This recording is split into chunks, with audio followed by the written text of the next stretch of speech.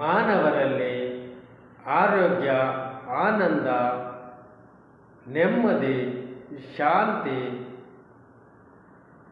ಸುರಕ್ಷಿತ ಜೀವನವನ್ನು ಸೃಷ್ಟಿ ಮಾಡಿ ಉತ್ತಮ ಮಾನವ ಸಮಾಜವನ್ನು ನಿರ್ಮಾಣ ಮಾಡುವ ಜ್ಞಾನ, ಆಲೋಚನೆ,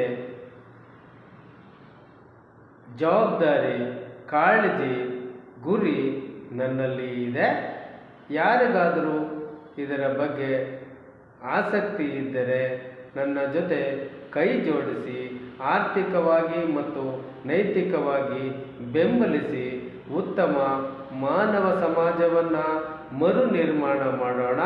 ಎಲ್ಲರೂ ಒಟ್ಟಿಗೆ ಇಲ್ಲಿ ಏಕತೆ, ಆನಂದ, ಶಾಂತಿ, ನೆಮ್ಮದಿ, ಆರೋಗ್ಯವನ್ನು ಪಡೆದು